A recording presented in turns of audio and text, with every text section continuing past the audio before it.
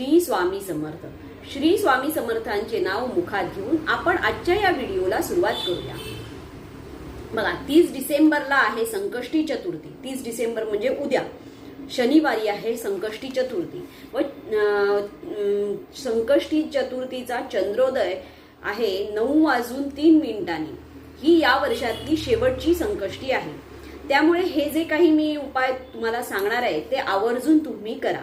म्हणजे तुमच्या हातून कळत नकळत ज्या काही 2023 मध्ये चुका घडल्या त्याचे निवारण होऊन 2024 मध्ये अशा प्रकारच्या कोणत्याही चुका आपल्या हातून होणार नाहीत किंवा न घडू नयेत यासाठी हे आपल्याला उपाय करायचे आहेत.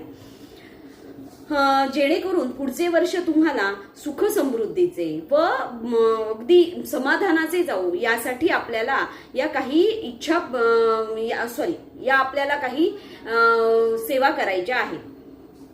30 तारीखला संकष्टी चतुर्थी. या दिवशी सकाळी आपण लवकर उठून आपलं घर स्वच्छ करून स्नान आटपून प्रथम आपलं मुख्य दरवाजा जो आहे तो साफ करून घ्यायचा आणि आपल्याला काय करायचंय तर प्रवेशद्वारावर लाल कुंकवाने म्हणजे जे आपलं कुंकू आहे त्या कुंकवाने स्वस्तिक काढायचं आहे आणि त्या स्वस्तिकाच्या मध्यभागी म्हणजे आपण हे पूर्ण असं जे स्वस्तिक काढतो त्या स्वस्तिकाच्या इथे मध्ये की नाही आपल्याला अष्टगंधाने एक टिंब काढायचं आहे आणि हे जे 4 टिंब आहेत ते काढायचे आहे. कारण स्वस्तिकाला 4 टिंब आणि बाजूच्या या 2 रेषा त्या फार अतिशय महत्वाच्या असतात.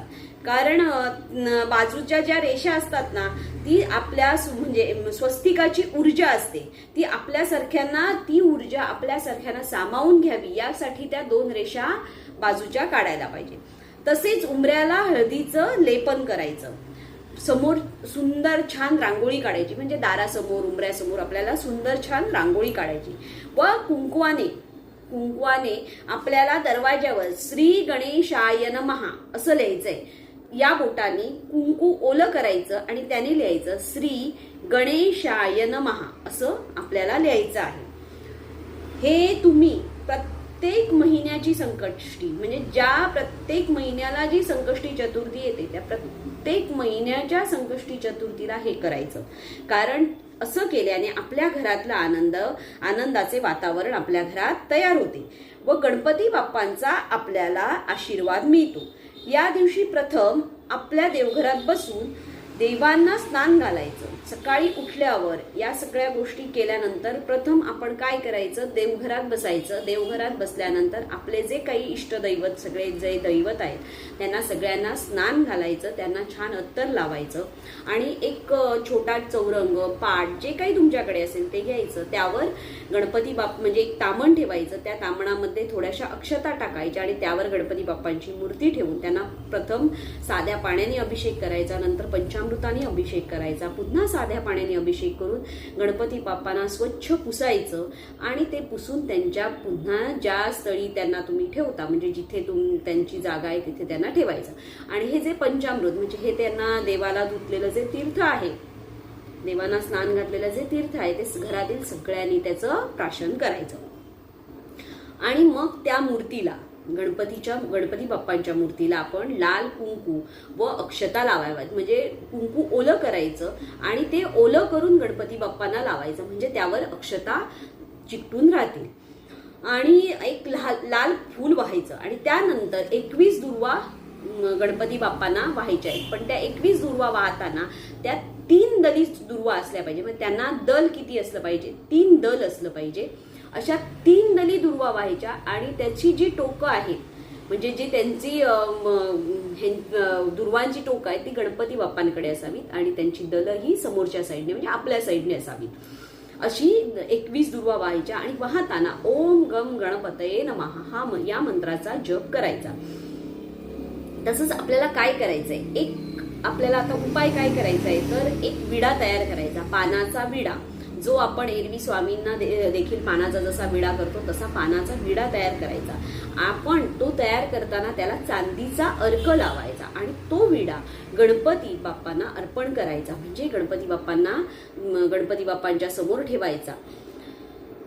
तो म्हणजे तो जर तुम्ही विडा गणपती बाप्पांना अर्पण केला तर त्यामुळे तुमच्या कार्यामध्ये ज्या काही अडचणी येत होत्या, म्हणजे ज्या काही तुम्ही जे काही कार्य करायला जाता त्या कार्यामध्ये तुम्हाला ज्या काही अडचणी येतात त्या दूर होण्यास मदत होते आणि तुम्ही तुमच्या मनामध्ये जे तुम्ही कार्य म्हणजे मला हे काम करायचं आहे, हे या गोष्टी मला करणं फार गरजेचं आहे असं जे काही तुम्ही तुमच्या मनामध्ये इच्छिलं आहे ना ते तुमचं काम नक्की पूर्ण होतं आणि त्यामुळे तुमचं काम देखील सफल होईल. बघा, गणपती बाप्पा हे बुद्धी, वाणी व ज्ञानाची देवता आहे. त्यांच्याच कृपा आशीर्वादाने आपली सर्व कामं ही निर्विघ्नपणे पार पडत असतात.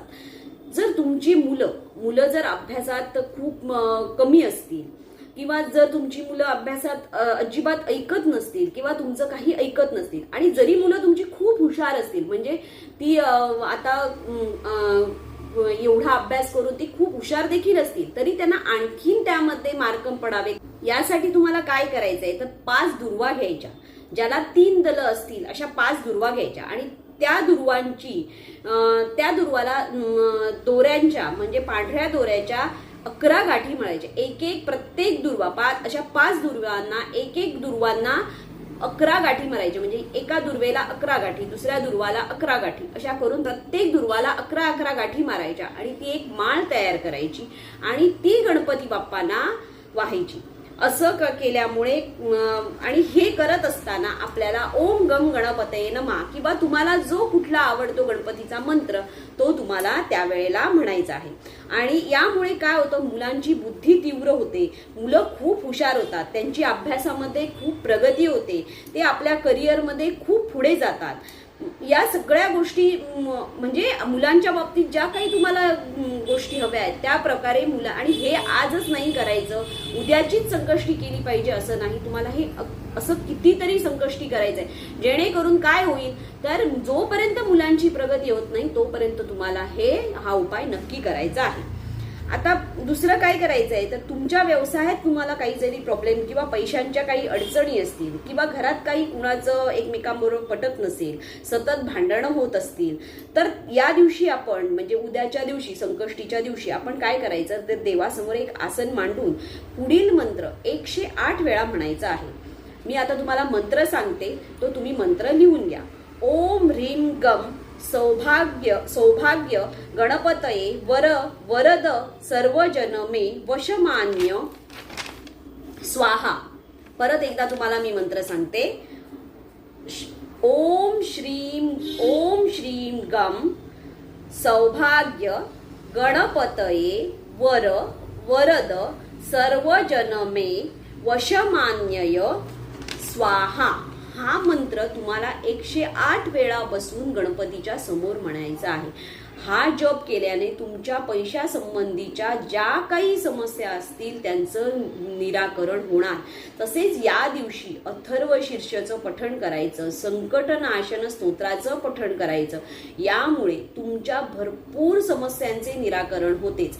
आणि ही या वर्षातली शेवटची संकष्टी असल्यामुळे आपण या दिवशी ज्या काही तुम्ही सेवा करणार, ज्या काही मनापासून सकाळी उठल्यापासून 9 वाजून 3 मिनिटापर्यंत ज्या काही तुमच्या हातून सेवा होतील, ज्या काही गणपतीच्या सेवा घडल्या जातील तेवढ्या तुम्ही सेवा करा. काही मुगाचे उपाय आहेत, अनेक उपाय आहेत, जे तुम्हाला जमतील, जे तुम्हाला होतील ते करा. कारण 11 मूग नेऊन गणपतीच्या देवळात गणपतीच्या पायाखाली घालायचे आहेत. ओम गम गणपतये नमः असं म्हणत जे तुम्हाला उपाय जमतील ते करा. त्यामुळे मुलांची अभ्यासात चांगली प्रगती होईल.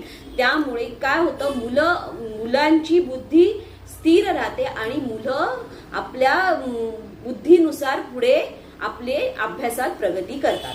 ह्या गोष्टी, या छोटे छोटे उपाय आहेत ते आपल्याला नक्कीच करायचे आहेत. यामुळे तुम्हाला त्रास होणार नाही, झालाच तर नक्कीच फायदा होईल. त्यामुळे हे सगळे उपाय करून बघा, तुमचे अनुभव शेअर करा. अनुभव शेअर करायला अजिबात विसरू नका आणि कमेंटमध्ये श्री स्वामी समर्थ लिहायला अजिबात विसरू नका. कारण तुम्ही जेवढा श्री स्वामी समर्थ, जिथे जिथे श्री स्वामी समर्थ लिहिता तेवढे वेळा तुमच्या तोंडातून श्री स्वामी समर्थांचा षडाक्षरी मंत्र जपला जातो. आणि हा आपण जपल्यामुळे आपण आज कितीतरी वेळा स्वामी समर्थांचं नाव आपण आपल्या मुखामध्ये घेत असतो. म्हणून जिथे जिथे जमेल तिथे तुम्ही श्री स्वामी समर्थ असं लिहायला अजिबात विसरू नका. श्री स्वामी समर्थ.